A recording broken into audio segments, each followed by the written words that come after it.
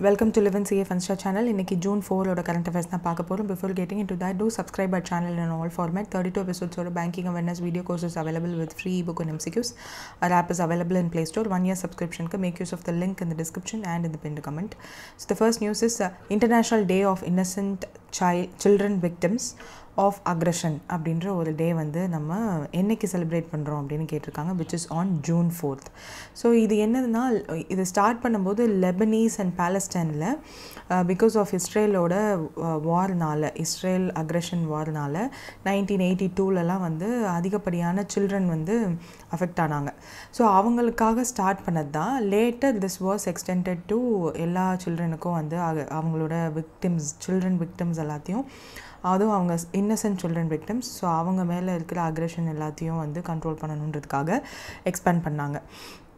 So conflict இருக்கிற ரீஜியன்லேயும் violence அதிகமாக இருக்கிற ரீஜியன்லேயும் அஃபெக்ட் ஆகிற சில்ட்ரன்ஸை பற்றி ஒரு டேவாக இது வந்து இருக்கணும்னு ஸ்டார்ட் பண்ணாங்க. ஸோ யூஎன் வந்து ரீஅஃபர்ம் பண்ணாங்க, யூஎன் ரீஅஃபர்ம் பண்ணாங்க, டெடிகேட்டிங் ப்ரொடெக்டிங் சில்ட்ரன் ரைட்ஸ் அப்படின்னு சொல்லிட்டு ஸ்டார்ட் பண்ணி convention on rights of children அப்படின்னு சொல்லி ஸ்டார்ட் பண்ணாங்க. அதுக்கப்புறம் தே கேவ் June 4th தான் வந்து அந்த ஒரு டே இருக்கணும் அப்படின்னு சொல்லிட்டு. ஸோ அதெல்லாம் தான் இங்கே இருக்குது. Then what is the main aggression அப்படின்னா, physical, emotional and psychological harm வந்து நடக்கும் இல்லையா இந்த கான்ஃப்ளிக்ட் ஜோன்ஸில். அந்த கான்ஃப்ளிக்ட் ஜோனில் இருக்க சில்ட்ரன்ஸ்க்கு. ஸோ அதுக்கெல்லாம் அட்டென்ஷன் கொடுக்கணும். Stronger international protection and accountability மெக்கானிசம்லாம் கொண்டு வரணும், அதை ப்ரமோட் பண்ணணும். யூஎன் வந்து கன்வென்ஷன் ஆன் ரைட்ஸ் ஆஃப் சில்ட்ரனை ப்ரமோட் பண்ணுறாங்க. ஸோ அதுக்காக தான் இந்த ஒரு டேவுமே. And sustainable development goal number 16ல் சப் டார்கெட் 2ல் என்ன சொல்கிறாங்க அப்படின்னா, end abuse exploitation in all forms of violence against children இருக்குது. ஸோ அதனாலேயும் இந்த day is very important. So convention on the rights of children அப்படின்றது வந்து human rights treaty globally ratify பண்ணது. ஸோ ரைட்ஸ் ஆன் சில்ட்ரனை வந்து ப்ரொமோட் பண்ணணும், commit பண்ணணுன்றதுக்காக. So 1982ல் தான் ஃபஸ்ட்டு வந்துச்சுன்னு தெரிஞ்சு. அப்போ 1983ல் தான் ஃபர்ஸ்ட் டைம் நம்ம அப்சர்வ் பண்ணோம் இந்த டேவை. அப்போ இந்த வருஷம் வந்து 43rd அப்சர்வன்ஸ் வந்து நடக்குது இந்த வருஷம். அப்போது international day of innocent children victim of அக்ரெஷனை வந்து 43rd இயராக அப்சர்வ் பண்ணுறோம். தென் இந்த கன்வென்ஷன் வந்து எப்போ சைன் பண்ணாங்க, convention on rights of children அப்படின்னா 1989ல் சைன் பண்ணுறாங்க. இதை அடாப்ட் பண்ணது அப்போ தான். சிஆர்சியை ஒரு லேண்ட்மார்க் இன்டர்நேஷ்னல் லீகல் இன்ஸ்ட்ருமெண்ட்டாக வந்து கொண்டு வந்தது அப்போ தான். ஸோ இதன் மூலயமா அடல்ட்ஸ் இன் ட்ரைனிங் அப்படின்னு சொல்லிட்டு not merely depend on children and ட்ரைனிங்காகவும் இஃப் சப்போஸ் சைல்டுஹுட்னா என்ன அப்படின்றதெல்லாம் வந்து டிஃபைன் பண்ணாங்க. டிஸ்டிங்க்டாகவும் ப்ரொடெக்டட் ஃபேஸ் ஆஃப் லைஃபையும் வந்து எந்த ஏஜ் கேட்டகரிக்குள்ளே இருக்கிறவங்கள இந்த பர்டிகுலர் கன்வென்ஷன் மூலிமா யூ கேன் ப்ரொடெக்ட்னு சொன்னாங்க. So until age 18 they should be protected. Also இந்த ஃபேஸில், அந்த 18 வரையும் இருக்கிற ஃபேஸில் சில்ட்ரன் மஸ்ட் க்ரோ. என்னென்னலாம் பண்ணணும் அப்படின்னா, grow and learn, play and develop, live with dignity. So in safe nurturing environment இதெல்லாம் சிக்னிஃபை பண்ணணுன்றதுக்காக தான் இந்த ஒரு கன்வென்ஷன் வந்து கொண்டு வந்தாங்க. ஸோ இந்த ரைட்ஸ் எல்லாம் அவங்களுக்கு கிடைச்சிருக்கணும் until they reach the age 18.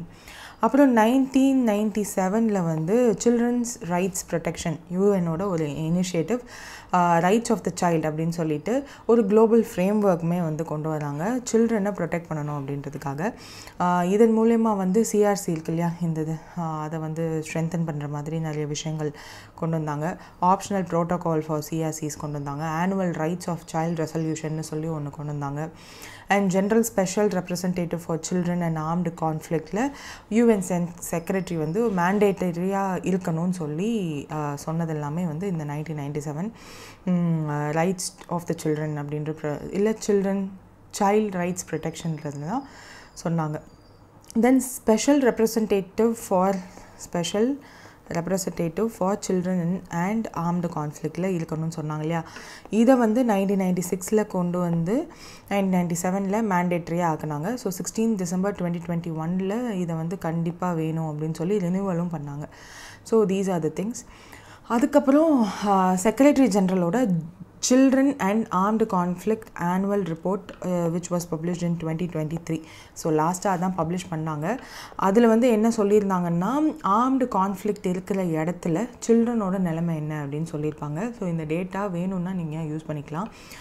எப்போனா சைல்டு கேஷுவாலிட்டிஸ் இன் 2022 மட்டுமே 8630 சில்ட்ரன் வந்து killed or injured due to the armed conflict.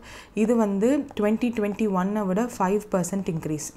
So அந்த இப்போது கண்டிப்பாக ஆஃப்டர் 22க்கு அப்புறம் 23, 24ல் we see more of Israel Gaza war, இன்னும் உக்ரைன் ரஷ்யா வாரும் சரியாகலை. ஸோ இது கண்டிப்பாக கவுண்ட் கூடியிருக்கும். தென் அப்டக்ஷனுமே நடக்குது.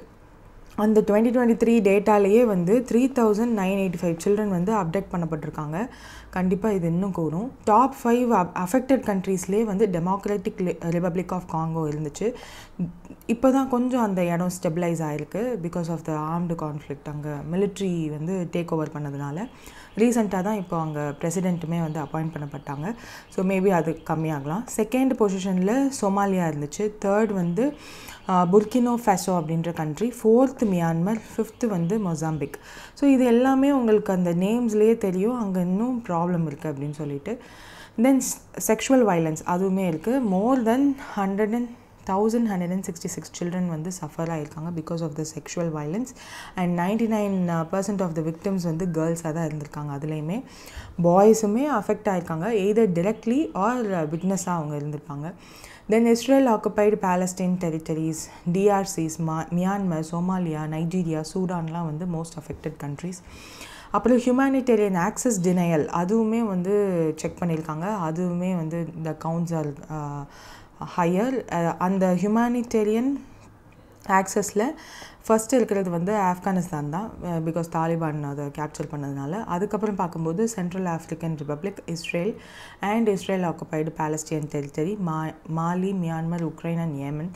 இதெல்லாம் வந்து ஹியூமானிட்டேரியன் ஆக்சஸே இல்லாத உடைய இடங்கள். ஸோ ஸ்கூல்ஸ் அண்ட் ஹாஸ்பிட்டல்ஸில் எவ்வளோ அட்டாக்ஸ் நடந்திருக்கு அப்படின்னு 2023 ரிப்போர்ட்டில் சொல்லியிருந்தாங்கன்னா 1650 இன்சிடென்ட்ஸ் வந்து 2023 மட்டும் ஸ்கூல்ஸ், ஹாஸ்பிட்டல்ஸ் அண்ட் மெடிக்கல் ஸ்டாஃப்ஸை டார்கெட் பண்ணி இருந்திருக்கு வேர்ல்டு வைட். அது கண்டிப்பாக இப்போ கூடியிருக்கும். Challenges in birth registration. So 1 in 4 children under the age of 5 வந்து does not have a birth certificate. அதனால இன்னும் கிரேட்டர் ரிஸ்க் அதிகமாகுது. ஸோ இதெல்லாம் தான் வந்து general things to know about சில்ட்ரன்ஸ் victim, innocent children victim of aggression. So that's it. Next வந்து ஸ்பானிஷ் கிராண்ட் பிரிக்ஸ் வந்து சர்க்யூட் டி பார்சிலோனா கேட்டலோனியா 2025ல் நடந்து முடிஞ்சிருக்கு. அதில் வின்னர் யாருன்னு கேட்டிருக்காங்க. ஆஸ்கார் பியாஸ்ட்ரி தான் வின் பண்ணியிருக்காரு. ஸோ இந்த 2025ல் நடந்தது அதெல்லாம் okay. But what is this அப்படின்னா ஜென்ரலாக இருக்கிற ஃபார்முலா 1 ரேஸ் தான், மோட்டார் ரேஸ். 1 June நடந்திருக்கு. சர்க்யூட் டி பார்சலோனா கேட்டலோனா ஸ்பெயினில் தான் நடந்திருக்கு. It was the 9th round for the 2025 formula 1 world championship. So 9th roundன்றது அப்போ சோஃபார் 8 roundsல யார் வின் பண்ணியிருக்காங்கன்றத make note of it. Oscar Piastri தான் வின் பண்ணியிருக்காரு ரெப்ரசன்டிங் மேக்லரன். And pole positionல he was the one to win this, and 5th race winning in 2025 9th round இது. அதில் 5 இது வந்து இவரே வின் பண்ணியிருக்காரு. ஸோ மிச்சம் 4 மட்டும் யாருன்னு நம்ம பார்த்தாலே போதும். அண்ட் அவரோட டீம்மேட்டான Lando Norris, Charles Leclerc of Ferrari இவங்கெல்லாம் அடுத்தடுத்த பொசிஷன் வந்து எடுத்திருந்தாங்க. அதுதான் கொடுத்துருப்பாங்க இங்கே. So that's it. இதில் வந்து வேறு ஒன்றும் நம்ம பார்க்குறதுக்கு இல்லை. பட் 9 மேட்சஸில் 5 மேட்சஸ் இவர் தான் வின் பண்ணியிருக்காரு சோஃபார் 2025 வேர்ல்ட் சாம்பியன்ஷிப்க்கு போகிறதுக்குள்ளே அப்படின்றத ஞாபகம் வச்சுக்கோங்க. Next, Climate Change Performance Index 2025. So this is a very important index. So far நீங்கள் இதை பார்த்ததில்லை ஒரு படித்ததில்லை அப்படின்னாலும் இது இந்த வருஷம் எக்ஸாமுக்கு அப்கமிங் சைக்கிளுக்கு it is very important. So இந்தியாவோட ரேங்க் என்ன இதில் அப்படின்னு கேட்டிருக்காங்க, which is 10th. So this is the short summary ஒன்று, ரிசல்ட்ஸ் ஒன்றுன்னு 2 டைப் ஆஃப் பிடிஎஃப் வந்து ரிலீஸ் பண்ணியிருந்தாங்க. ஸோ ஃபர்ஸ்ட் ஷார்ட் சம்மரியில் என்னென்ன இம்பார்ட்டன்ட் பாயிண்ட்ஸோ அதை ஃபர்ஸ்ட் பார்த்துடலாம். So climate change performance index 2025 CCPI. இது வந்து ஒரு ஆனுவலாக ஒன்ஸ் இன் இயர் ரிலீஸ் பண்ணுற ஒரு இண்டெக்ஸ். 2005லேருந்து இது ரிலீஸ் ஆகிட்டுருக்கு. It is an independent monitoring tool for tracking the climate mitigation performance in 63 countries. அதோட யூரோப்பியன் யூனியனும் சேர்ந்து தான் இருக்குது. ஸோ climate சேஞ்ச் ஆகுது அப்படின்றது நம்மளுக்கு தெரிஞ்சது தான். அதுக்கு அடாப்ட் பண்ணுற மாதிரி சில சேஞ்சஸ் வந்து நம்ம பண்ணணும். இனிமேல் ஃபர்தராக இன்னும் நம்ம climate சேஞ்சை ட்ரிகர் பண்ணாத அளவுக்கு மிட்டிகேட்டும் பண்ணணும். ஸோ அந்த mitigation is also important. climate சேஞ்சில் எப்போவுமே இது ரெண்டை பற்றி தான் பேசுவாங்க. ஸோ மிட்டிகேஷன்றது என்னது, இனிமேல் ஃபர்தராக நம்ம இதை climate சேஞ்ச் ஆகிற அளவுக்கு எந்த ஒரு பாதிப்பும் பண்ணாமல் இருக்கணும். அண்ட் ஆல்ரெடி எக்ஸிஸ்ட் ஆகிட்டுருக்கு. இப்போது climate சேஞ்ச் இந்த சென்ஸ் ரொம்ப ப்ரிவலண்ட்டாக இருக்கிறது என்னென்னா glacier melting or sea level rising. இதுக்கெல்லாம் என்ன பண்ணலான்ற அடாப்ஷன் தான். அதுக்கேற்ற மாதிரி சரி ஆல்ரெடி ஆனதுக்கு அடாப்ட் ஆகிருக்கணும், இனிமேல் பண்ணாமல் இருக்கிறதுக்கும் ரெடியாக இருக்கணும். இது ரெண்டும் தான். ஸோ பட் இந்த index is based on mitigation performance. So ஒரு கண்ட்ரியும் ஃபர்தராக climate சேஞ்சு வராமல் இருக்க ஆர் அதை தடுக்கிறதுக்கு என்ன பண்ணுறாங்க அப்படின்றத மானிட்டர் பண்ணுற ஒரு டூல். ஸோ அது பேஸ் பண்ணி ரேங்க் பண்ணுவாங்க. 63 countries ப்ளஸ் யூரோப்பியன் யூனியன் இதில் இருக்குது. CCPI aims to enhance the transparency in international climate policy and it enables comparison for individual countries' climate mitigation efforts and progress. So மொத்தமாக அதுதான் சொல்லியிருப்பாங்க. So இதில் first 3 பிளேசஸில் வந்து எந்த கண்ட்ரியுமே இருக்க மாட்டாங்க. 4th பொசிஷனில் டென்மார்க் இருக்குது, followed by Netherlands 5th, UK 6th. இதில் none of the 64 largest emitter are 1.5 degree Celsius pathway yet.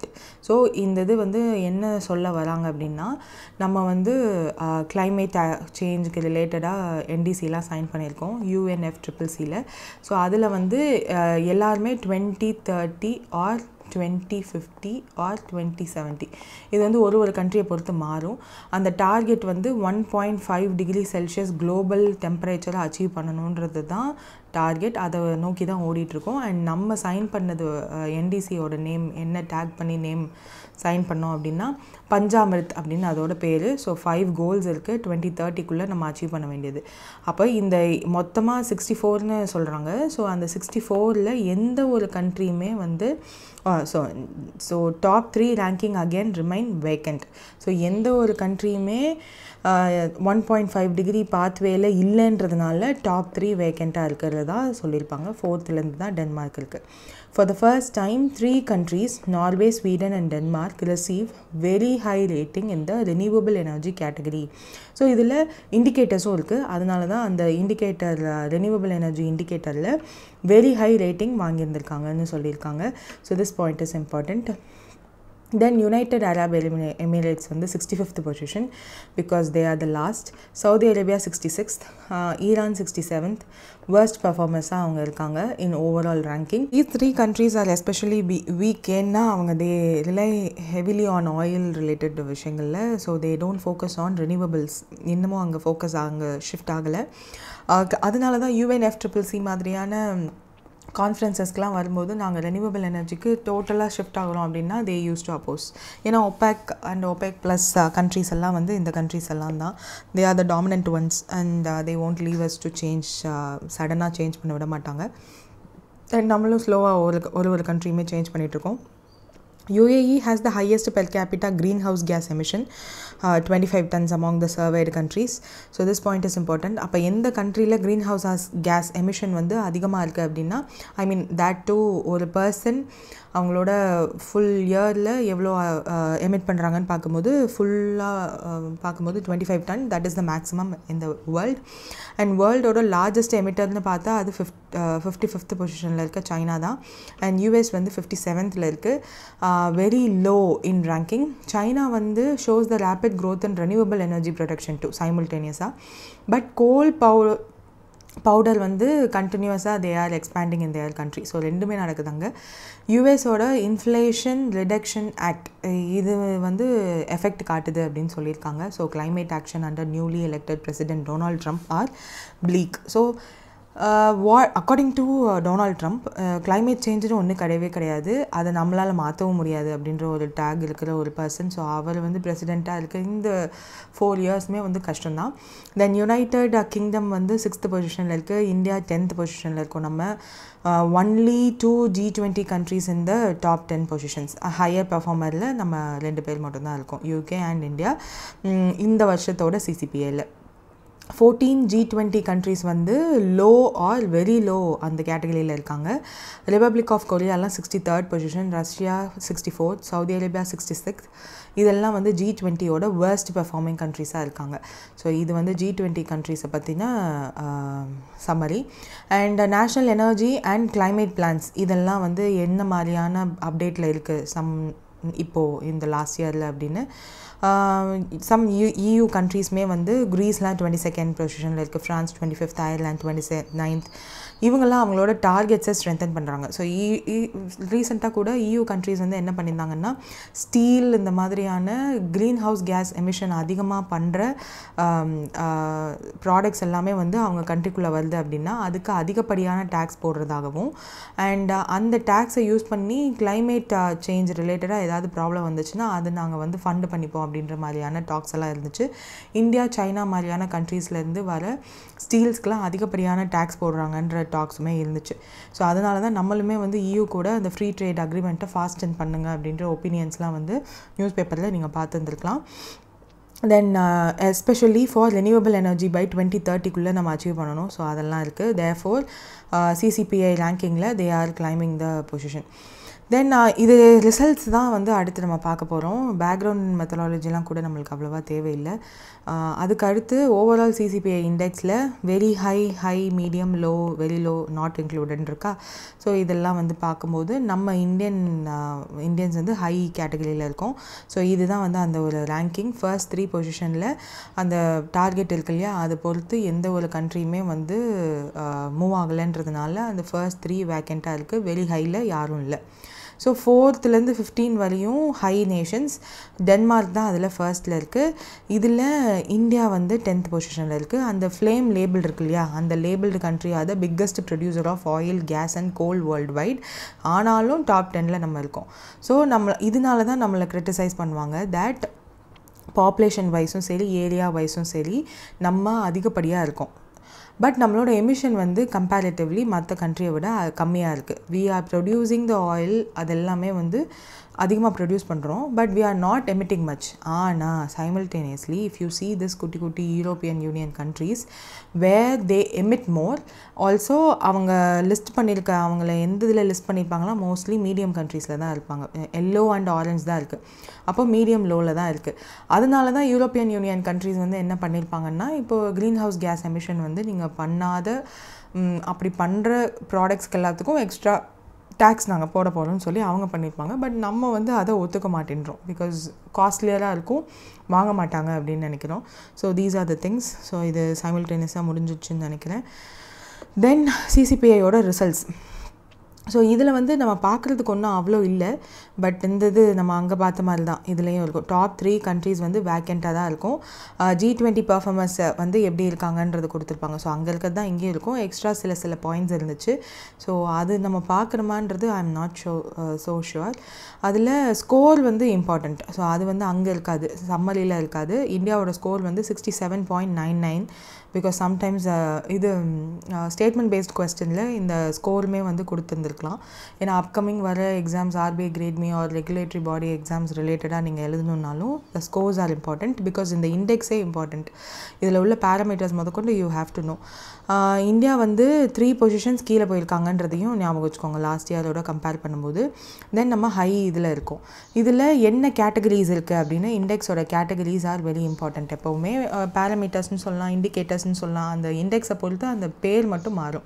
So green house gas emission வந்து 40% வெயிட்டேஜ் கொடுத்துருக்காங்க. ரெனியூவபிள் எனர்ஜிக்கு 20% வெயிட்டேஜ், எனர்ஜி யூஸ் ஒன்லிக்கு 20% வெயிட்டேஜ், கிளைமேட் பாலிசிக்கு 20% வெயிட்டேஜ்.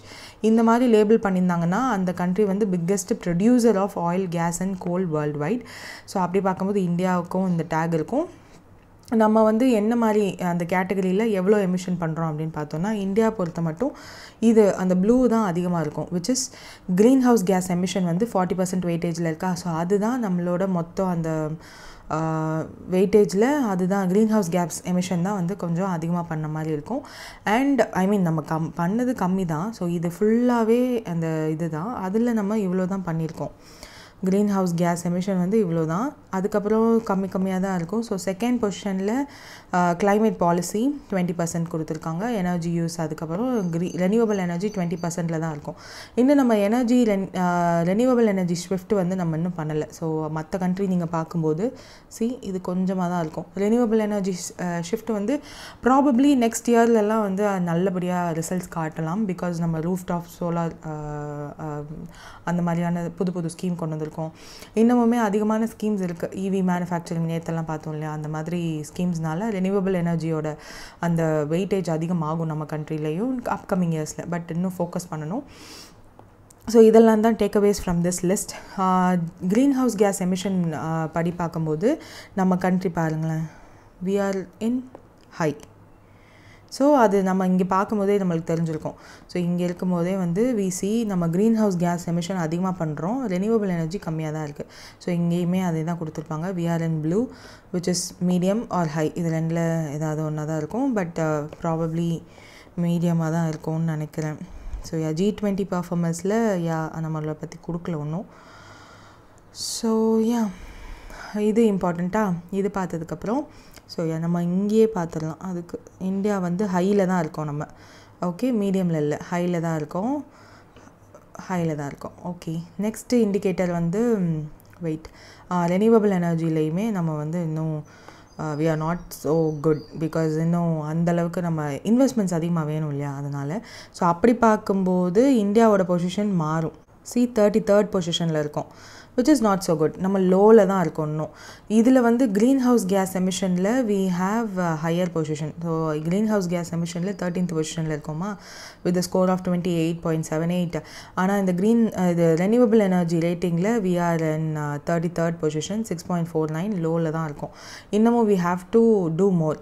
ஸோ ரெனியூவபிள் எனர்ஜி இந்த energy யூஸில் எவ்வளோ இருக்குது, ரெனியூவபிள் எனர்ஜியோட கரண்ட் ட்ரெண்ட் என்ன, ஷேர் ஆஃப் ரெனியூவபிள் எனர்ஜி இந்த எனர்ஜி செக்டாரில் லைக் ஹைட்ரோ எல்லாத்தையும் கம்பேர் பண்ணுறாங்க. 2030 டார்கெட் இருக்கு இல்லையா, including hydro and well below 2% பெஞ்ச் மார்க்லலாம் என்ன லெவலில் இருக்கோன்னு பார்த்தா எல்லாமே மோசமாக தான் இருக்குது, வெரி லோ பொசிஷனில் தான் இருக்குது. அதனால தான் நம்ம இந்த இதில் மட்டும் ரொம்ப மோசமாக இருப்போம். தென் எனர்ஜி யூஸ்லலாம் வந்து பார்த்திங்கன்னா we are in somewhat good position. So குளோபலாக பார்க்கும்போது இது ப்ளஸில் இருக்கும். பட் இதில் வந்து 11th பொசிஷனில் இருக்கும். இதில் தான் இருக்கிறதுலே ஒரு டீசென்ட் ஸ்கோர் இருக்குது. ஐ மீன் அந்த ஃபர்ஸ்ட் இதுலேயுமே க்ரீன் ஹவுஸ் கேஸ் எமிஷன்லையுமே 13 இருந்திருப்போம். பட் இதில் 11 ஹையில் இருக்குது. ஸோ ரேட்டிங் எனர்ஜி யூஸில் நம்ம ஹையில் இருக்கோம், which is somewhat good. So வேறு என்ன இண்டிகேட்டர்ஸ் இருக்குது அப்படின்னா, எனர்ஜி யூஸ் பெர் கேபிட்டாவில் எவ்வளோ இருக்குது அப்படின்னா very high. Energy use per capita current trend லோவாக தான் இருக்குது. அந்த மாதிரி எல்லாமே கொடுத்துருப்பாங்க. தென் climate பாலிசியில் வந்து வி ஆர் இன் இந்த பொசிஷன், விச் இஸ் எங்கே இருக்குது, 7th பொசிஷன், 17.20 மீடியமில் இருக்கும், which is a good one. So climate policy நம்மக்கிட்ட இருக்குது, நல்லபடியாகவே இருக்குது. நம்ம இன்னும் யூஸ் பண்ணணுன்றது தான் இதில். நேஷ்னல் climate பாலிசியோட பர்ஃபார்மன்ஸ் வந்து எப்படி இருக்குன்னு கேட்டிருக்காங்க, மீடியமாக இருக்குது. இன்டர்நேஷ்னல் climate பாலிசியும் மீடியமாக இருக்குது. அதனால் மீடியம் கேட்டகரியில் 17.20 ரேங்கோட 7th பொசிஷனில் இருக்கும். இதுதான் இந்த 4 இண்டிகேட்டர்ஸில் நம்ம வந்து ஒரு நல்ல பொசிஷனில் இருக்க ஒன்று. இது எல்லாத்தையுமே சமரைஸ் பண்ணி இங்கேயுமே வந்து கொடுத்துருப்பாங்க. ஸோ 64 கண்ட்ரிஸ் பார்ட்டிசிபேட் பண்ணுறாங்க. யூ மைட் ரைட் 63 ப்ளஸ் இங்கே எப்படி தானே இருந்தது, வெயிட் அ மினிட், ஷார்ட்ஸ் மாதிரி இல்லை, 63 ப்ளஸ் ஈன்னு தானே இருந்தது. ஸோ அப்படியும் எழுதலாம், ஆர் 64 கண்ட்ரீஸ்னுமே எழுதலாம். ஸோ இதில் வந்து நம்மளோட பர்ஃபார்மன்ஸ் எப்படி இருக்குதுன்னு இந்த இருக்குது பாருங்கள். க்ரீன் ஹவுஸ் கேஸ் எமிஷனில் high due to the low per capita emission. நம்ம ரொம்ப கம்மியாக தான் எமிட் பண்ணுறோம், இன்னுமே நம்மளோட எமிஷன் அந்தளவுக்கு இல்லை. எனர்ஜி யூஸுமே வந்து ஹையாக இருக்குது, good efficiency and trend. climate பாலிசியில் மீடியம், டிலேட் இம்ப்ளிமெண்டேஷன். ஸோ அதுதான் வந்து கிரிட்டிசிசமாக கொடுத்துருப்பாங்க. ரெனியூவபிள் எனர்ஜியில் இன்னும் நல்ல பொசிஷனில் இருக்கும், டிஸ்பைட் லார்ஜ் ஸ்கேல் எஃபர்ட் லோவாக தான் இருக்குது. So this is the one. Denmark தான் first, Netherlands fourth, fifth, sixth அந்த UK, Philippines, Morocco, Norway, India வந்து 10th பொசிஷனில் இருக்கும் வித் த ஸ்கோர் 67.99. அதுக்கப்புறம் மித்த ரேங்கிங் எல்லாம் கொடுத்துருக்காங்க which is the bottom one. Iran தான் பாட்டமில் இருக்குது. Saudi Arabia, UAE, Russia, South Korea, Canada, Kazakhstan, Taiwan, Argentina, Japan. So இதெல்லாமே வந்து மோஸ்ட்லி இந்த developed countries and oil producing countries where the oil சீப்பராக கிடைக்கிறதுனால தே ஆர் யூஸிங் தட் மோர்.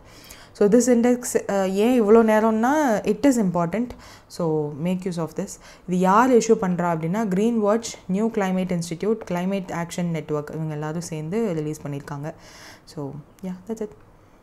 இதில் இந்தியாவோடது மட்டும் ஒரு தடவை பார்த்துடலாம். க்ரீன் ஹவுஸ் கேஸ் எமிஷனில் இந்த பொசிஷனில் இருக்கும், ரெனியூவபிள் எனர்ஜியில் தான் லோவாக இருக்கும், எனர்ஜி யூஸில் இங்கே இருக்கும், கிளைமேட் பாலிசியில் மிடில் தான் இருக்கும். இன்னும் நம்ம வரணும்.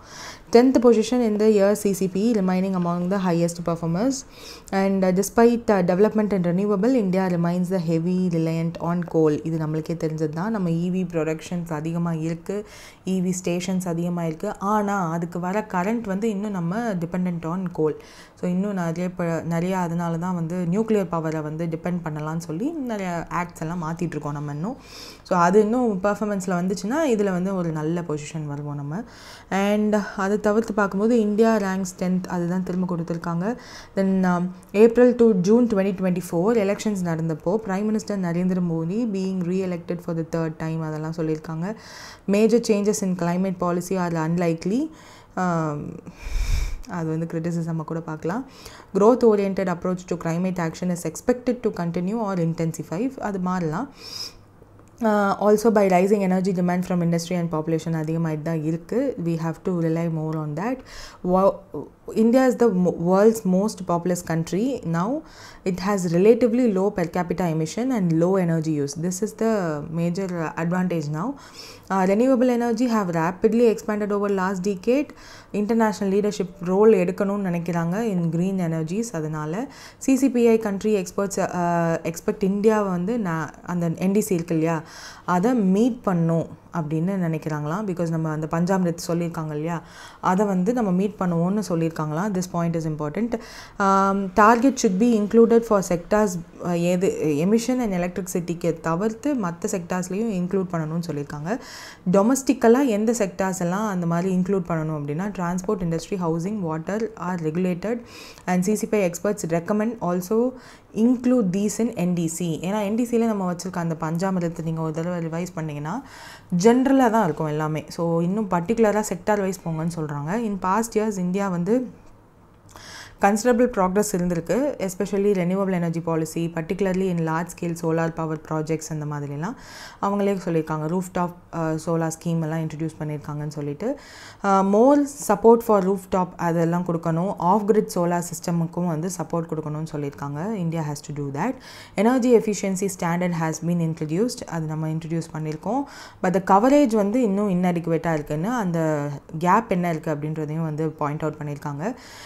இந்தியா வந்து எலக்ட்ரிக் வெஹிக்கல் டிப்ளாய்மெண்ட்டில் அட்வான்ஸிங்காக இருக்குது, எஸ்பெஷலி 2 வீலர்ஸ். பிகாஸ் டெய்லியுமே நீங்கள் பார்க்கும்போது அட்லீஸ்ட் ஒரு எலக்ட்ரிக் வெஹிக்கிள் அது நீங்கள் இப்போ ஸ்பாட் ஆன் பண்ண முடியும். அந்தளவுக்கு we are good at that. Despite the positive development, India வந்து heavily reliant on coal. ஏன்னா அந்த you can spot a EV but அதுக்கு வர கரண்ட் இன்னும் கோல்லேருந்து தான் வருது. அதுதான் இங்கே மெயின் ப்ராப்ளம். அண்ட் கோக்கிங் கோல், அந்த கோக்கிங் கோல் இம்போர்ட் பண்ணுறோன்னு சொல்லி ஒரு மிஷன்லாம் கொண்டு வந்து கோக்கிங் கோலை இங்கேயே ப்ரொடியூஸ் பண்ணிட்டோம். பட் இன்னும் அந்த கோல் டிபெண்டன்ஸ் கம்மி பண்ணலையே, அதுதான் சொல்கிறாங்க. India is among the top 10 countries with the largest developed coal reserves. Because coal reserve இன்னமும் நம்மளோட மெயின் இதுவாக தான் இருக்குது. is currently planning to increase its production too, which is not so good. The experts' recommendations include revising the countryயோட NDC to set up more ambitious absolute emission reduction targets across more sectors. Because நம்ம வச்சிருக்க NDC 5 பாயிண்ட்ஸுமே வந்து ஜென்ரலாக இருக்குது. Renewable energy கொண்டு வரணும், இவ்வளோ achieve பண்ணுவோம், இவ்வளோ ஜிகாவாட் இதுலேருந்து வரும், அப்படி தான் சொல்லியிருக்கோமே ஒழிய செக்டார் வைஸ் போல். ஸோ செக்டார் வைஸ் போங்க அப்படின்னு சொல்கிறாங்க. எஸ்பெஷலி என்னென்ன செக்டார்ஸ் இங்கே சொல்லியிருக்காங்க, transport, industry, housing and water.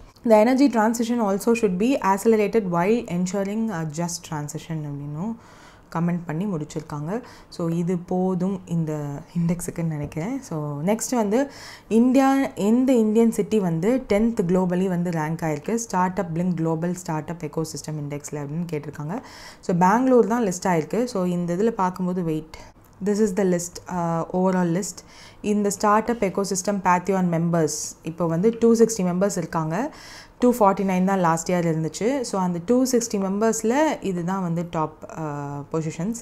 அதில் Patheon மெம்பர்ஸ்னால் the organization have massive impact on global startup ecosystem தான் Patheon மெம்பர்ஸ்னு சொல்கிறாங்க. Especially most of the members are either corporates such as Microsoft, Apple, impactful startups வந்து அவங்க பண்ணியிருந்துருக்கணும், like OpenAI or Robinhood. So more then half of all the Patheon members are located in US. So பாதிக்கும் மேலே யூஎஸில் தான் இருக்குது. With 159 Patheons in the year. Last இயரில் வந்து 149 in 2023ன்னு சொல்லியிருக்காங்க. Despite the decrease from 20 Patheon members last year to 17 this year, China remains the country with the second highest number of Patheon members இருக்கதா சொல்லியிருக்காங்க. China's capability of widely known global success stories எல்லாம் startup ecosystem இன்னும் நல்லா develop பண்ணுது. Germany has 10th Patheon members this year.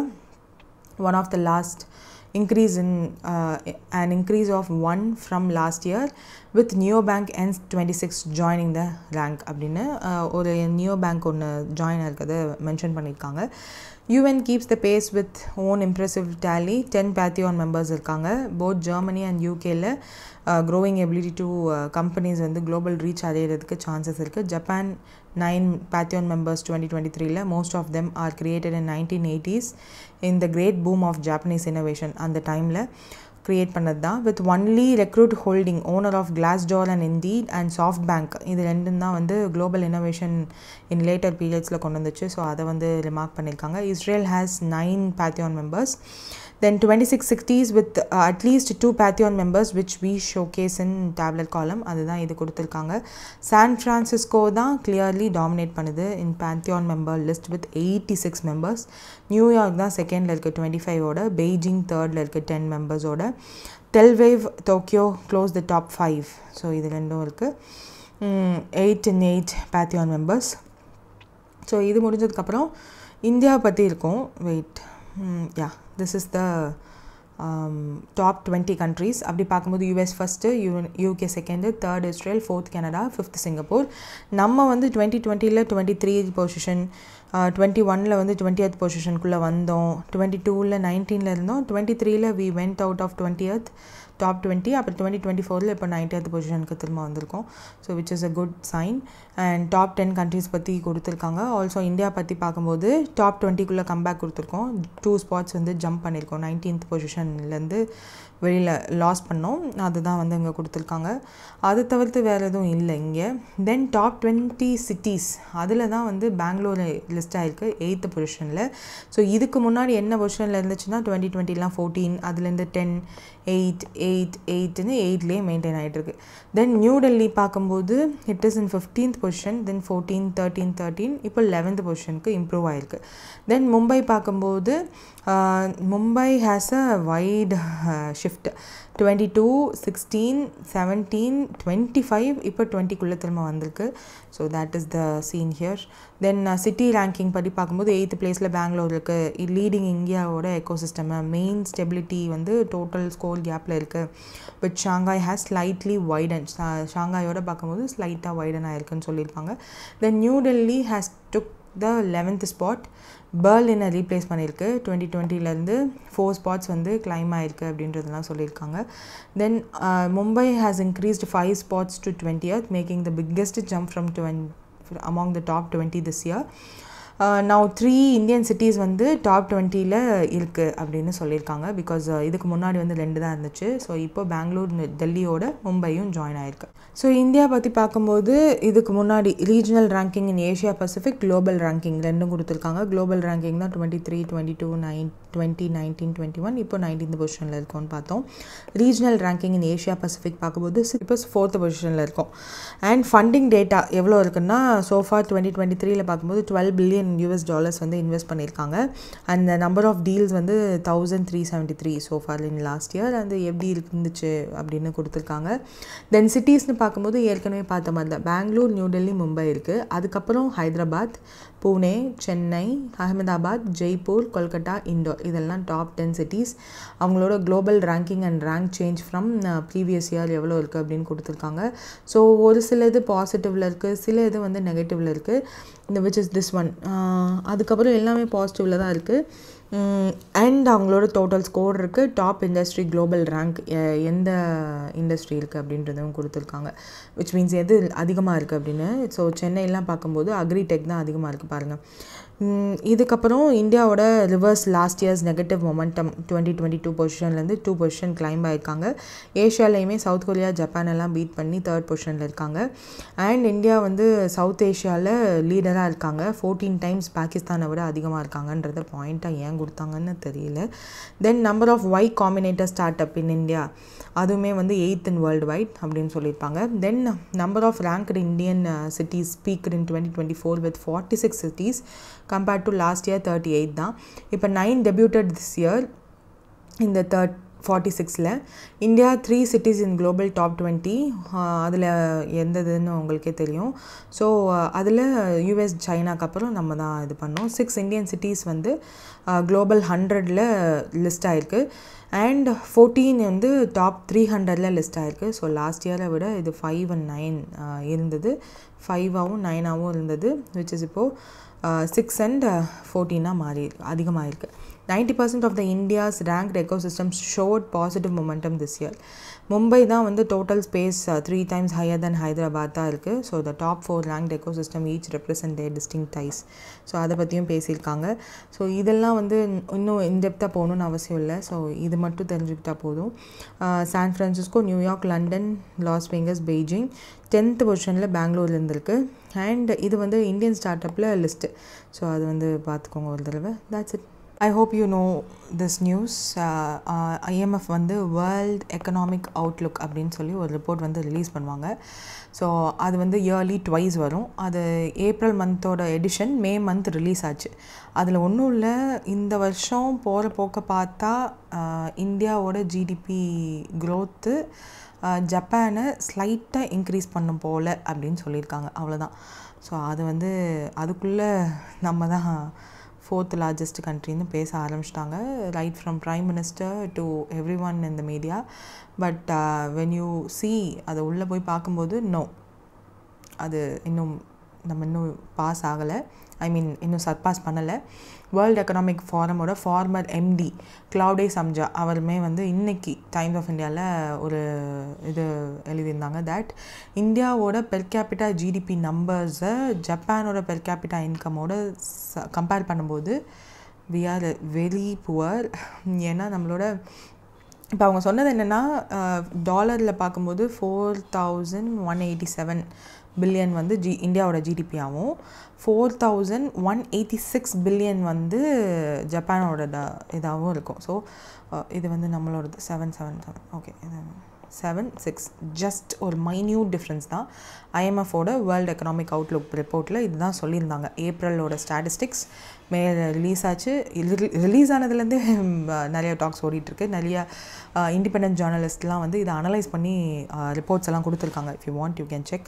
So இந்தியாவோட per கேபிட்டான்னு பார்க்கும்போது, அதாவது ஒரு பர்சன் இன் இந்தியா அவங்களோட ஃபினான்ஷியல் இயர் ஹோலாக ஒரு கேலண்டர் இயர் ஃபுல்லாக ஒரு இயர் ஃபுல்லாக எவ்வளோ சம்பாதிக்கிறாங்கன்னு பார்க்கும்போது $2,878.4 தான். இது வந்து ஜப்பானோடது எவ்வளோ தெரியுமா? $33,955.7 ஒரு person per capita. GDP per கேபிட்டான ஒரு பர்சன் எவ்வளோ சம்பாதிக்கிறாங்கன்றது இது.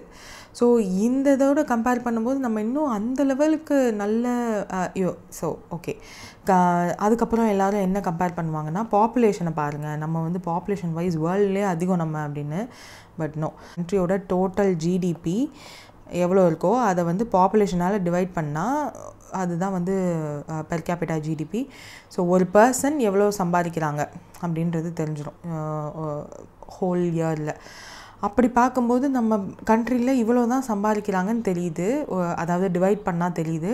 விச் மீன்ஸ் இன்னும் நிறைய பேர் நல்லா சம்பாதிக்கலை, ஆர் நிறையா சம்பாதிக்கிறவங்க இப்போ அந்த ரிச்சஸ்ட் பர்சன் ரொம்ப கம்மியான பேராகவும், மிடில் இன்கம் பீப்புள் ரொம்ப அதிகமாகவும், புவர் பீப்புள் இன்னும் இருக்காங்க அப்படின்றது தெரியுது. ஸோ இந்த richest part of people are earning more அப்படின்றது இதுலேருந்தே தெரியுது.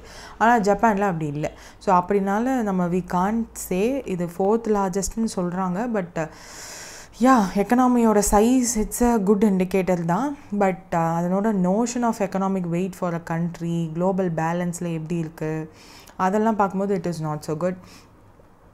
நம்ம ஹாப்பியாக இருந்துக்கலாம் என்ன, இந்தியாவோட ஜிடிபி இவ்வளோ 2025 ஆக போகுது, ஸோ நம்ம 4th லார்ஜஸ்ட் எக்கனாமியாக இருப்போம். ஸோ இதுக்கு முன்னாடி வென் 2014 இருக்கும்போது we were not in this position before. So இப்போ இந்த பொசிஷனில் இருக்கோம் அப்படின்னா which is so good அப்படின்னு. பட் இன்னும் நீங்கள் பார்த்தீங்கன்னா ஃபர்ஸ்ட் இந்தியா தான் 5th லார்ஜஸ்ட் எக்கனாமி, இப்போ 4th ஆகும்னு சொல்கிறாங்க. அதுக்கு ரீசன்ஸ் இதெல்லாம் சொல்கிறாங்க. யூஎஸ்லாம் வந்து அவங்களோட எக்கனாமி சைஸ் எவ்வளோனா 30,507 பில்லியன். இப்போ நம்மளோடது எவ்வளோ 4,000, இப்போ 187 பில்லியனாக ஆகும்னு சொல்கிறாங்களா, அந்தளவுக்கு நம்ம டிஃப்ரென்ஸ் இருக்குது. செகண்ட் பொசிஷனில் இருக்க சைனாவுக்கு கூட 19,232 பில்லியன் டாலர்ஸ். ஸோ அதுக்கும் நம்மளுக்கு எவ்வளோ டைம்ஸ் டிஃப்ரென்ஸ் இருக்குதுன்னு உங்களுக்கே தெரியும். கிட்டத்தட்ட 4 to 5 டைம்ஸ் டிஃப்ரென்ஸ் இருக்குது. So that is not so good. நம்ம ஹாப்பியாக இருக்கணும்னு அவசியம் இல்லை, பட் பாசிட்டிவாக திங்க் பண்ணணுன்னா we are in good position. இன்னும் ஆனால் பாவர்ட்டி இருக்குது. பில்லியனியர்ஸ் ஆர் கெட்டிங் பில்லியனியர்ஸ் எட், அடுத்து ட்ரில்லியனியர்ஸாக ஆகுறாங்க. Poor people are getting poor. ஏதாவது அந்த மிடில் இன்கமில் இருக்கவங்க மட்டும் எப்படி ட்ராப் ஆகிருக்காங்கன்னா, ஏதாவது ஒரு ஹெல்த் ரிலேட்டடான ப்ராப்ளம் வந்துச்சு அப்படின்னா they R stuck in that and அது இன்னும் மோசமான நிலைமை புவர் பீப்புளாக ஆகிடுறாங்க. அந்த நிலைமையில தான் இருக்குது. இன்னும் அதெல்லாம் சரி பண்ணணும்.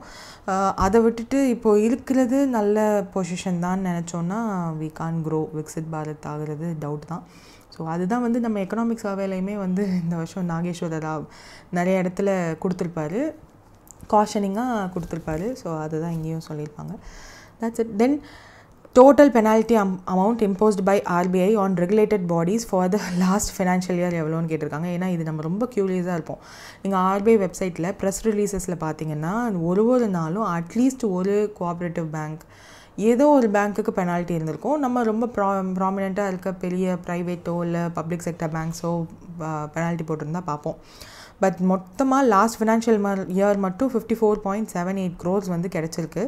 ஸோ இதில் 353 ரெகுலேட்டட் என்டிட்டிஸ் மேலே பெனால்ட்டி போட்டிருக்காங்க for non compliance in the last financial year. இதுவும் ஆனுவல் ரிப்போர்ட்டில் ரிலீஸ் ஆன டேட்டா. ஸோ இந்த இதை எது மேலெல்லாம் பெனால்ட்டி போட்டாங்கன்னா regulated entities in the sense RBI கிட்ட என்ன மாதிரியான ரெகுலேட்டட் என்டிட்டிஸ்லாம் இருக்கோ, எதெல்லாம் அவங்க ரெகுலேட் பண்ணணும் அப்படின்னு இருக்கோ அதெல்லாமே வந்து இதில் கொடுத்துருப்பாங்க.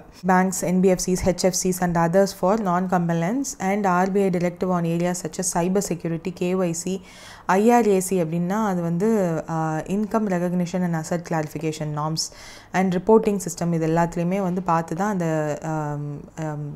பெனால்ட்டி வந்து போடுறாங்க. ஸோ ரெகுலேட்டரி டிசிப்ளின்காக தான் IRAC norm, income regulation and asset classification.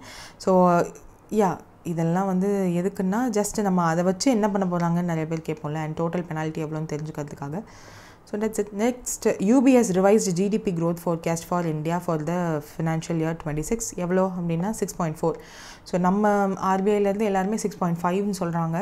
So நான் சில இது வந்து OECD, UBSலாம் வந்து 6.4ன்னு சொல்கிறாங்க. அண்ட் 6.3ல இருந்து while UBS raised its projection 6.4, OECD 6.3ன்னு சொல்லியிருக்காங்க, UBS 6.4ன்னு சொல்லியிருக்காங்க. ஸோ ஒரு லிஸ்ட் மாதிரி போட்டு எழுதி வச்சுக்கோங்க, it will be very useful. Then South கொரியாவுக்கு ஒரு நியூ பிரசிடென்ட் வந்து அப்பாயிண்ட் பண்ணப்பட்டாங்க. இது வரையும் இன்டரிமாக தான் ஒருத்தர் இருந்தார். ஸோ லீ ஜாங் மோங் இவர் தான் வந்து புது president of South Korea. Democratic பார்ட்டியிலேருந்து வந்திருக்காரு. கன்சர்வேட்டிவ் பார்ட்டியான கிம் மூன்சோ அவளை வந்து டிஃபீட் பண்ணி வந்திருக்காரு. So because of wide public dissatisfaction and political அப்ஹீல்னால அங்கே கொஞ்சம் நிறைய அந்த பொலிட்டிக்கல் ரிலேட்டடான ப்ராப்ளம் ட்ராமா எல்லாமே அதிகமாக இருக்கும். And now he is going to take care. Yoon Suk Yeol ஞாபகம் இருக்கும்னு நினைக்கிறேன், because he was the one who introduced martial law, temporary military control அப்படின்னு சொல்லுவாங்க. அது திடுதிப்புன்னு நைட் வந்து சொல்லி அதுக்கு ப்ரொட்டஸ்ட் பண்ணி அதை பார்லிமெண்ட்டுக்குள்ளே அதை பண்ணவே விடாமல் அந்த மிலிட்ரி லாவை பார்லிமெண்ட்குள்ளே கொண்டு வராத அளவுக்கு எவ்ரி ஒன் பார்லிமெண்ட்ரி மெம்பர்ஸ் எல்லாம் போய் அப்போஸ் பண்ணி அது ரொம்ப வைட் ஸ்ப்ரெட் ப்ராப்ளம் ஆச்சு. அதுக்கப்புறம் யூங் சுக் யோலுக்கு அப்புறம் இவர் வந்தார். Who's that? Kim Moonsoo. He was also not so குட்ன்றதுனால இப்போ இவர் லீ ஜெங் மியோங் அவரை வந்து the liberal opposition leader from democratic party. He is the one now president. So yeah, that's it. Voting share எவ்வளோ இருக்குன்னுலாம் கொடுத்துருக்காங்க, which is not so important. June 2025 இப்போது appoint ஆகிருக்காரு. Who is the director general of defence estates in June 2025? யார் appoint பண்ணியிருக்காங்கன்னா சைலேந்திரநாத் குப்தாவை தான் director general of defence எஸ்டேட்ஸ்க்கு அப்பாயிண்ட் பண்ணியிருக்காங்க. He is from 1990 batch, IDES officer, veteran officer, Director General of Defence Estates-க்கு he will be taking care of. 18 lakh acres of defence land இருக்குது, அது எல்லாத்தையும் அட்மினிஸ்ட்ரேஷனில் ஸ்ட்ரென்தன் பண்ண போகிறாங்க. லேண்ட் ரெக்கார்ட்ஸ் டிஜிட்டலைஸ் பண்ண போகிறாங்க. லேண்ட் ஆடிட்டிங் ரிஃபார்ம்ஸ் எல்லாம் கொண்டு வர போகிறாங்க. அர்பன் கவர்னன்ஸ் அண்ட் கண்டான்மெண்ட்ஸ்லாம் வந்து இம்ப்ரூவ் பண்ண போகிறாங்க. லேண்ட் யூஸோட டிரான்ஸ்பரன்சி மேனேஜ்மெண்ட் எல்லாமே இம்ப்ரூவ் ஆக போகுது. Ministry of defence, armed force and civil அத்தாரிட்டிஸ்க்கு நடுவில் he will be the one who take care of these things. Indian Defence Estate Services, a Group A civil service under the Ministry of Defence. Administration of defence lands they will take care, and cantonments இருக்கும் இல்லையா, அதெல்லாம் வந்து they will take care. So yeah, cantonment boards na civic bodies functioning under the defence areas. Cantonments Act 2006 படி they will be governed. And encroachmentலாம் பண்ணாமல் government ஏரியாவை they will take care. யார் appoint பண்ணியிருக்காங்க? Shailendranath Gupta. Then new president of போலாண்டை வந்து 2025 எலெக்ஷனில் select பண்ணிட்டாங்க. யார் அது அப்படின்னா Karol Nawrocki. So he will be the president from now on. Institute of national remembrance அப்படின்ற இதோட ஃபார்மர் ஹெட்டாக இருந்தவர். கன்சர்வேட்டிவ் அண்ட் போலிஷ் பிரசிடென்ஷியல் எலெக்ஷனில் 50% மேலே ஓட்டு எடுத்து லிபரல் பார்ட்டியில் இருக்க ரஃபேல் அப்படின்றவங்கள தோக்கடிச்சு he won, and that's the news here. Next வந்து USISPF குளோபல் லீடர்ஷிப் அவார்ட் 2025 யாருக்கு கொடுத்துருக்காங்க? அந்த பர்சன் வந்து என்ன பண்ணாங்கன்னா இந்தியா அண்ட் யூஎஸோட ரிலேஷன்ஷிப்பை சஸ்டைன்ட் இன்வெஸ்ட்மெண்ட் மூலயமா மெயின்டைன் பண்ணாங்க, என்ஹான்ஸ் பண்ணாங்க. ஸோ அந்த அவார்டு யாருக்கு கொடுத்தாங்கன்னா குமார் மங்களம் பிர்லா. ஸோ அவருக்கு தான் இந்த அவார்டு வந்து கொடுத்துருக்காங்க. And Kumar Mangalam Birla was honoured with global leadership award in Washington DC, US. இது வந்து 8th ஆனுவல் லீடர்ஷிப் சமிட். இதில் UN அண்ட் இந்தியாவோட economic cooperation, job creation, long term இன்வெஸ்ட்மெண்ட்ஸ்க்கெலாம் இவர் வந்து நிறையா கான்ட்ரிபியூட் பண்ணதுனால இந்த award. What is this USISPF அப்படின்னா US India strategic partnership forum அப்படின்றது தான். It is a non profit organisation, economic and strategic collaboration between India and யூஎஸ்க்கு வந்து ப்ரொமோட் பண்ணுறதுக்காக இருக்க ஒரு organisation. Technology, energy, defence policy, research இதிலெல்லாம் வந்து they use to work. So இதில் இந்த ஆதித்யா குரூப்பில் உள்ள அவருக்கு வந்து குமார் மங்களம் பிர்லாவுக்கு அவார்டு கொடுத்துருக்காங்க. Then with which country that India signed the MOU to build the first ever polar research vessel அப்படின்னா நார்வே கூட தான் சைன் பண்ணியிருக்கோம் போலார் ரிசர்ச் வெசலில் வந்து பண்ணுறதுக்காக. ஸோ இந்தியாவோட கார்டன் ரீச் ஷிப் பில்டர்ஸ் அவங்களும் கான்சன்பர்க் ஆஃப் நார்வே இவங்க 2 பேரும் சேர்ந்து MOU சைன் பண்ணியிருக்காங்க. So they are going to design and construct இந்தியாவோட first polar research vehicle. So அவங்க ஆப்வியஸாக they are going to share their technology related things and இந்தியாவில் they are going to build. What is this polar research vessel அப்படின்னா it is a specialised ship.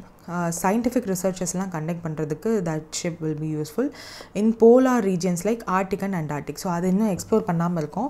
இந்த Arctic and அண்டார்டிக்கில் எந்த country dominate பண்ணலாம் அப்படின்னு யோசிச்சுட்டு இருக்காங்க. ஆல்ரெடி அண்டார்டிக்கில் நமக்கு வந்து ஒரு 2 லேப்ஸ் இருக்குது. ஒன்று வந்து it is not so active, மொத்தம் 3 இருக்குது.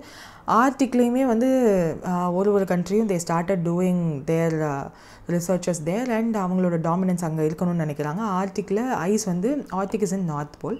ஸோ ஆர்டிக்கில் வந்து இன்னும் ஐஸ் எல்லாம் வந்து மெல்ட் ஆக ஆரம்பிச்சிருச்சு. ஸோ அதுக்கப்புறம் ஐஸ் மெல்ட் ஆகுதுன்னா அப்போ அந்த இடத்துல இன்னும் ரிசர்வ்ஸ் அதிகமாக இருக்கும், ஆயில் மாதிரியான ரிசர்வ்ஸ் இருக்கும் அப்படின்னு நம்புகிறாங்க எல்லா கண்ட்ரியும்.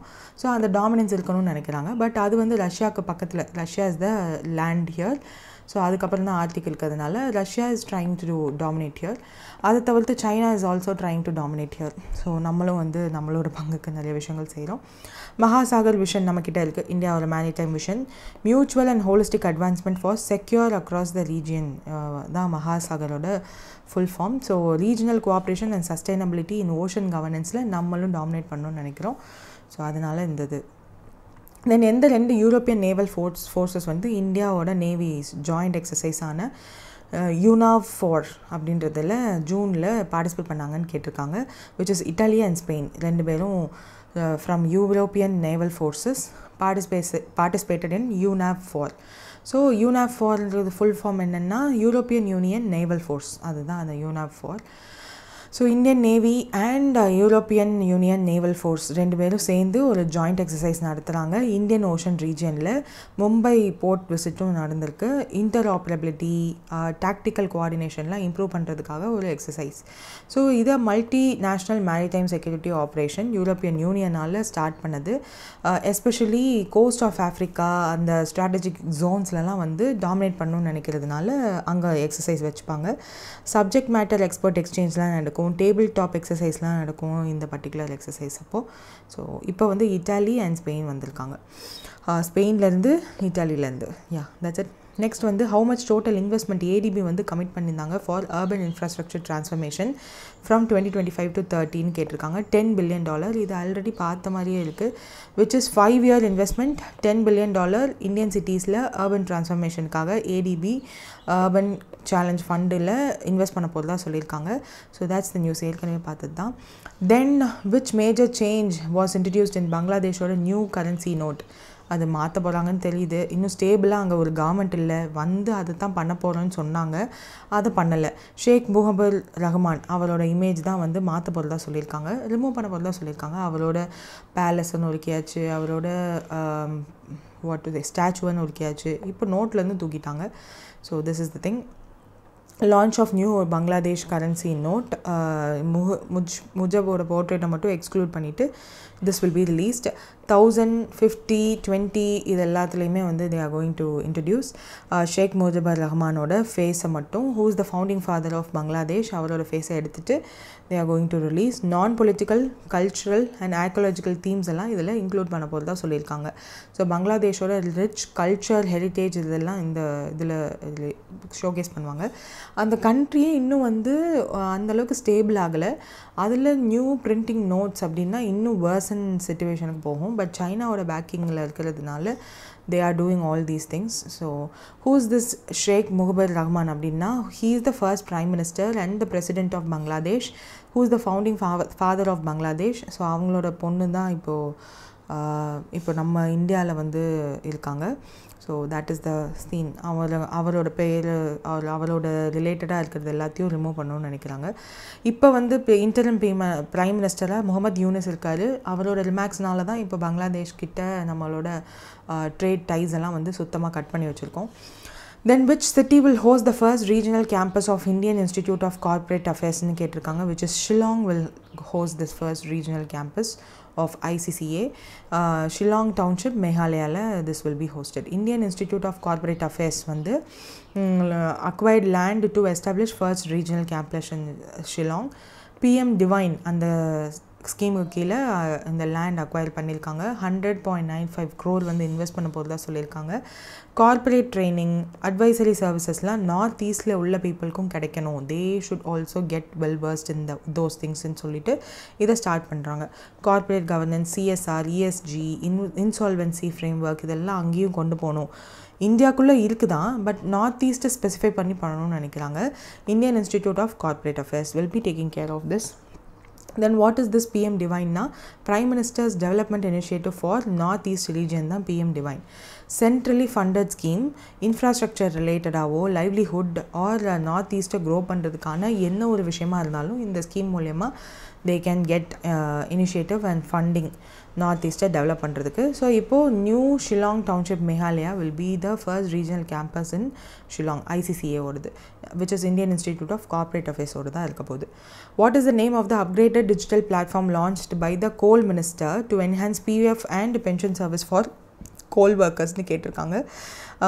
டிஜிட்டல் பிளாட்ஃபார்ம் பேர் என்ன, கோல் மினிஸ்டர்ஸ் வந்து அனௌன்ஸ் பண்ணது அப்படின்னா CCARE 2.0. ஸோ CCARE 2.0 வந்து கோல் ஒர்க்கர்ஸ்க்கு ப்ராவிடென்ட் ஃபண்டும் பென்ஷன் சர்வீசஸும் கொடுக்கறதுக்காக ஒரு லான்ச்.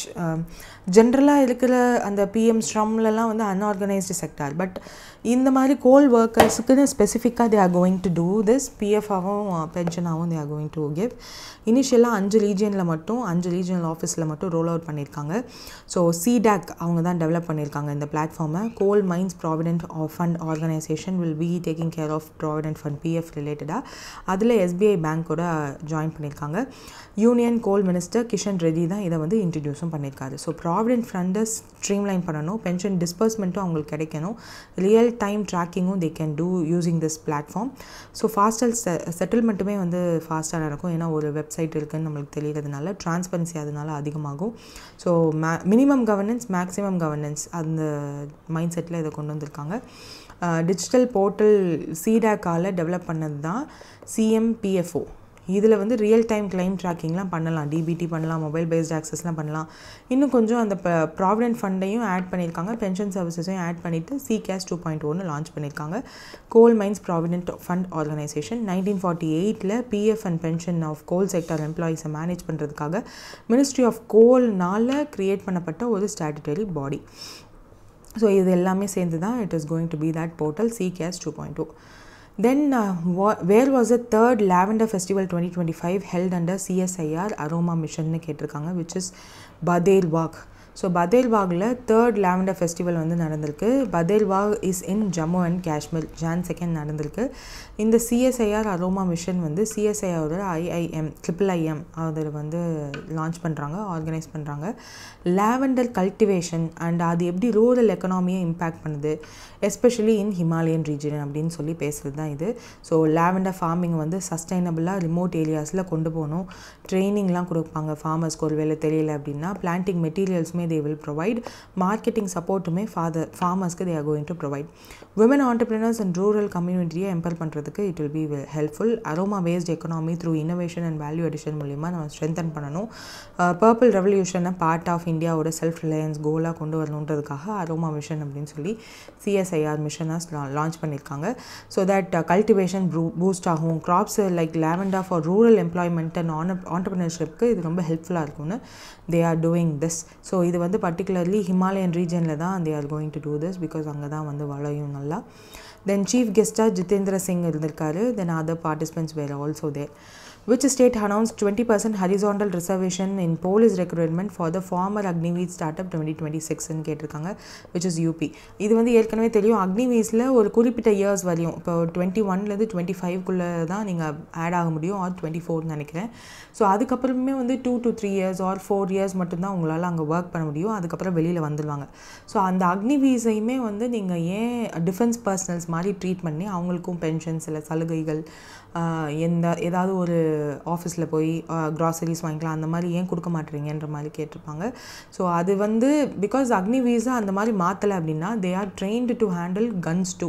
ஸோ கன் கல்ச்சர்லாம் வந்துடக்கூடாதுன்னு அக்னிவீர் வந்த புதுசில் நிறையா கிரிட்டிசிசம் வந்துச்சு. ஸோ 20% ஹரிசாண்டல் ரிசர்வேஷன் போலீஸ் ரெக்ரூட்மெண்ட்டில் இனிமேல் உத்தரப்பிரதேஷில் அக்னிவீஸையும் வந்து ஸ்டார்ட் பண்ணி ஆட் பண்ண போகிறதா சொல்லியிருக்காங்க. So Agniveers will be hospital policy reservation agreement அப்ரூவலில் 20% வந்து they are going to get seats. Uttar Pradesh cabinet in the 20% horizontal reservation direct police recruitment for services அக்னிவீஸ்க்கு அப்ரூவல் கொடுத்துருக்காங்க. ஸோ ஏஜ் ரிலாக்ஸேஷன் 3 years வரையும் கொடுத்துருக்காங்க. So per service government employees opportunities to the youth completing the Agnipath scheme வந்து இது ரொம்ப உதவும். What is this Agnipath ஸ்கீம்னா ஒரு ஷார்ட் டேர்ம் சர்வீசஸ் ஸ்கீம் 2022ல கவர்மெண்ட் லான்ச் பண்ணிச்சு. 18.5லேருந்து 21 இயர்ஸ்க்குள்ளே இருக்கிறவங்க they are allowed to serve in Army, Navy, Air Force after for 4 years as Agniveers. So 4 yearsக்கு அப்புறம் 25% of the persons will be only retained and other வந்து சேவா நிதி financial package மூலமா they will get some amount. So horizontal reservation in the sense reservation applied across all category like general, OBC, SC, ST. For instance OBC அக்னிவீரோட OBC Agniveer வந்து complete பண்ணிட்டாரு OBC கோட்டாக்குள்ள with additional reserve benefit அப்படின்னா they will also be coming under this. So provisional armed constabulary அதெல்லாம் இருக்குது. But 20% police reservation exact அக்னிவீருக்கு Uttar Pradesh announce பண்ணியிருக்காங்கன்றது மட்டும் ஞாபகம் வச்சுக்கோங்க. Then which river will harness for joint assembly Meghalaya 55 megawatt power hydro power and irrigation project announced in June 2025னா குல்ஷி. So Assam hydro power and irrigation project வந்து launch பண்ணியிருக்காங்க Assam and Meghalaya Kulsi river பேசினில் Assam Meghalaya ரீஜியனுக்கு நடுவில் 55 megawatt hydro power and irrigation ப்ராஜெக்ட்டுமே இந்த குல்சி ரிவரில் இருக்கும். Consult local பாடிஸோடு சேர்த்து தான் project வந்து will be plant and mitigate urban flooding in குவாஹட்டிக்காக இந்த ஒரு டேம் வந்து இருக்க போதெல்லாம் சொல்லியிருக்காங்க. 52-year-old பவுண்ட்ரி டிஸ்பியூட் பிட்வீன் 2 ஸ்டேட்டை வந்து ரிசால்வ் பண்ணியிருக்காங்க. Cooperative federalism and regional economic டெவலப்மெண்ட்டுக்காக they are doing this. Irrigation and electricity generation கெப்பாசிட்டிக்கு it will be very useful. Kulsi river is a tributary of Brahmaputra following through Assam and Meghalaya. So இதில் ecological importance எல்லாம் நிறையா இருக்குது. If you go there you might know. So நேசான்றது North Eastern Space Application Center. That's it. Then Jan Aushadhi Kendra Experimental Learning Program 2025 ஓட objective என்னன்னு கேட்டிருக்காங்க. யூத்துக்கு வந்து ஸ்கில்ஸை டெவலப் பண்ணணும் through experimental services at medical outlets. So Jan Aushadhi Kendra அப்படின்னாலே இது medical shop தான், அது ஹிந்தியில் இருக்குது. எக்ஸ்பெரிமெண்டல் லேர்னிங் ப்ரோக்ராம் வந்து ஸ்டார்ட் பண்ணியிருக்காங்க ஆல் ஸ்டேட்ஸ் அண்ட் யூனியன் டெரிட்டரிஸில் Jan 1, 2025 June 1, 2025லேருந்து 15 days experimental learning leadership internship programme வந்து அனுஷாதியில் கேந்திராஸ் ரிலேட்டடாக Aushadhi Kendras Jan Aushadhi Kendras experimental learning programme அப்படின்னு ஒன்று லான்ச் பண்ணியிருக்காங்க. அதனுடைய அப்ஜெக்டிவ் என்ன அப்படின்னா யூத் ஸ்கில்ஸை வந்து டெவலப் பண்ணணும் through experimental services at medical அவுட்லெட்ஸில் அப்படின்னு சொல்லியிருக்காங்க. So they are going to do experimental, அதனால தான் எக்ஸ்பெரிமெண்டல் லேர்னிங் ப்ரோக்ராம்னு வச்சுருக்காங்க. So they are going to do some experimental services at medical outlets youth skills develop பண்ணுறதுக்காக. They are at hospitals national wide all states and union டெரிட்டரிஸில் இந்த programme வந்து launch பண்ணுறாங்க. 15-day experimental learning internship programme வந்து launch பண்ணுறாங்க ஜன் ஔஷதி கேந்திராஸில். Placing youth volunteers இருக்காங்க இல்லையா, அவங்கள வந்து அசிஸ்ட் பண்ணணும் public health outreach and medical மேனேஜ்மெண்ட்டில் அப்படின்னு சொல்லிட்டு. So that youth skills in inventory handling, customer interaction, health literacy promotion இதிலெல்லாம் அவங்களும் வந்து பார்ட்டிசிபேட் பண்ணுவாங்க அப்படின்றது. ஜன் ஔஷதி கேந்திராஸ் அப்படின்றது வந்து retail pharmacies by our government which is under the Pradhan Mantri Bharatiya Jan Aushadhi Pariyojana PM BJP கீழே இருக்கிற ஒரு சென்டர் இது மெடிக்கல் ஷாப், கவர்மெண்ட் மெடிக்கல் ஷாப்னு வச்சுக்கோங்களேன். Quality generic medicines at affordable ப்ரைஸில் கிடைக்கும். அண்ட் சேவா சே செகண்ட் is a learn by doing thing national campaign வந்து ரன் பண்ணுறாங்க யூத் அஃபேர்ஸ். அதில் தான் இதையும் கனெக்ட் பண்ணிட்டாங்க.